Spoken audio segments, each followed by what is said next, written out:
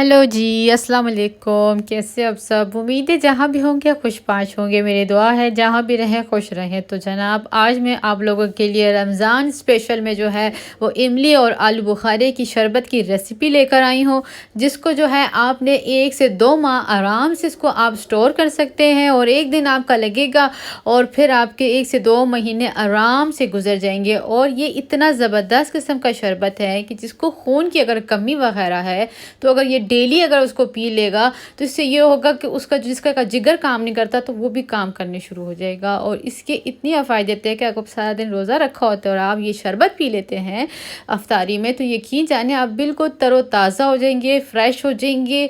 इसकी बहुत सी अफादियत है माशाल्लाह से। आप देख सकते हैं कि हमारा इमली और आलू बुखारे का शरबत कितना ज़बरदस्त बना है और ये इतना यमी और मज़ेदार किस्म का शरबत होगा कि यकीन जाने जब आपने एक दिन ये शरबत पी लिया ना तो फिर आपसे कहना है कि मैंने डेली पीना है। तो चलते हैं अपनी रेसिपी की तरफ कि किस तरह हमने जो है ये शरबत बनाया है। उसके लिए आलू बुखारा मैंने ले लिया है 250 ग्राम और ये बिल्कुल फ्रेश है, ब्लैक वाला मत लीजिएगा। और 3 कप हम इसके अंदर शामिल कर देंगे पानी के और इसको हमने भिगो देना है 5 से 6 घंटे के लिए।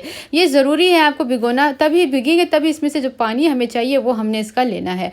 अब इमली हम इसके अंदर 250 ग्राम ले लेंगे और इसमें भी हम 2 गिलास इतना पानी शामिल कर देंगे। दोनों को एक साथ ही हम भिगोने के लिए रख देंगे और जैसे आप सुबह इसको भिगो दें तो फिर 6 घंटे बाद या 5 घंटे बाद आप इसका शरबत बना सकते हैं।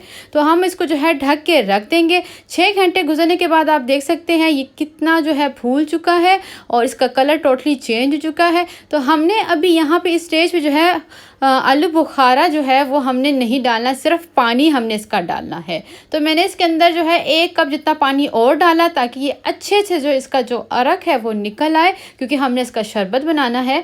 और ये है जनाब इमली जिसको हमने जो है भिगोई हुई थी आलू बुखारे के साथ, तो वो भी हम अब इसमें शामिल करेंगे। लेकिन यहाँ पे हमने जो है गिटक समेत इसको डालना है। यहाँ पे आपने इमली का पल्प नहीं लेना, आपने उसकी गिटक समेत आपने इसमें शामिल करना है। और 1 लीटर जितना पानी हम इसके अंदर शामिल कर देंगे। तो यानी टोटल हमारा जो है सारा हम टोटल करते हैं तो 2 लीटर जितना पानी हमारा इसमें शामिल हो चुका है भिगोने समेत, इन सब समेत। अब हम इसके अंदर जो है ना वो शामिल करेंगे 1 kg जो है वो शुगर शामिल करेंगे।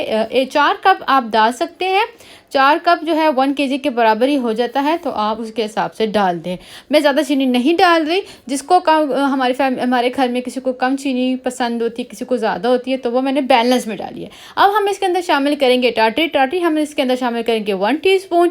इसका फ़ायदा ये होगा, एक तो ये हल्की सी खटास भी दे देगी हमारे शरबत को, और सेकंड सबसे मेन इम्पॉर्टेंट बात ये है कि ये जो है वो ख़राब होने से बचाती है शरबत को। तो आप इसको आराम से 1 से 2 महीने जो इस्तेमाल करेंगे वो आपने टाटरी ज़रूर डालनी है। इससे ये होगा कि ये ख़राब हमारी जो है नहीं होगी। और इसको जो है हमें पकाने में आधा घंटा जितना लग गया था। अब मैंने जो है इसके अंदर जो है वो मैंने जो है इसमें टाटरी थोड़ी सी मिक्स करके भी मैंने और डाल दी, क्योंकि थोड़ी सी कम लगी तो 1/2 टीस्पून मैंने टाटरी इसमें और शामिल कर दी। चूल्हा मैंने कर दिया है बंद। आधा घंटा हमने इसको खूब पकाया था।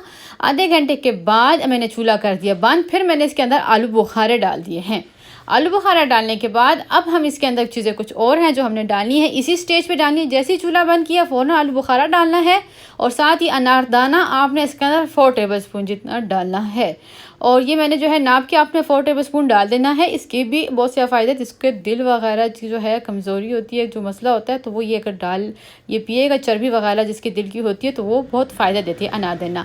तो थोड़ा सा ये जो है ना कलर के बगैर प्यारा नहीं लग रहा था, तो मैंने इसके अंदर जो है ना थोड़ा सा जो है ना वो फूड कलर भी डाल दिया है, रेड कलर। ये ऑप्शनल है लेकिन देखने में भी प्यारा लगना चाहिए, इसलिए ज़रूर डालिएगा। ब्लैक साल्ट जो है हमारे शरबत को बैलेंस कर देगी। इसके मिठास में जो है वो एक नमक आ जाएगा तो वो एक अच्छा सा फ्लेवर देगा। और जब हमने बनाना होगा शरबत ना 4 से 5, तब भी हम नमक डालेंगे और इस स्टेज पे भी हम नमक डालेंगे। अब हम यहाँ पे जो है ना 4 टेबलस्पून जो है वो विनेगर का शामिल कर देंगे। इससे ये होगा कि हमारा जो शरबत है वो ख़राब भी नहीं होगा और दूसरी बात ये है कि इसका टेस्ट भी और ज़्यादा ज़्यादा इन्हेंस हो जाएगा, ये हज़मेदार हो जाएगा, ये और भी ज़्यादा इसका जायका अच्छा हो जाएगा।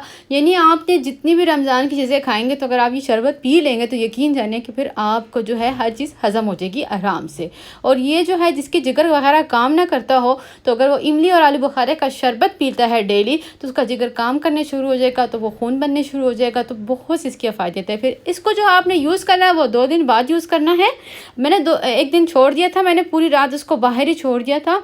और अब जो है मैं इसको जो है फ्रिज में रखूँगी। तो ये मैंने 2 ले लिए हैं बॉक्स, और एक में जो है मैं फ्रीज़र में रख दूँगी और एक जो है मैं फ्रिज में रख दूँगी। जब मेरा ये फ्रिज वाला ख़त्म हो जाएगा फिर मैं फ्रीज़र से जो है निकालूँगी। तो कुछ आपने फ्रीज़ कर देना है, ये नहीं कि दोनों ही फ्रिज में रखेंगे तो फिर स्टोर नहीं होगा, फिर ख़राब भी हो सकता है। इसलिए आपने एक फ्रीज़र में रखना है। और अगर बहुत, अभी तो मौसम बहुत अच्छा है, लेकिन अगर कई जगहों पे बहुत सख्त गर्मी है तो फिर वो ये ख्याल करें कि वो फ्रीज़र में ही रखें तो ज़्यादा बेहतर है।